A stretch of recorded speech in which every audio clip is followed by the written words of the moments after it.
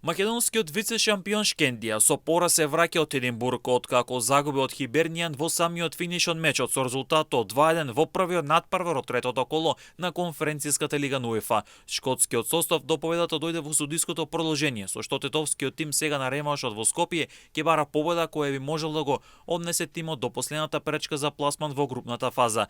Тимот одигра дисциплиниран и тактички зрел надпревар, особено во првото полувреме кога домаќинот не успеваше да постигне гол.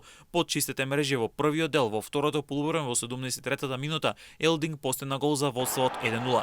Сепак радоста на Хибернијан не траеше долго. Марко Ѓорѓиевски постигна гол за 1:1 и со тоа се врати неизвестноста за победникот на надпреворот. Но во судиското наполнување по изведен корнер топката во целата таа мешаница во 16-тникот стигна до Охора, кој од непосредна близина биеше за конечни 2:1.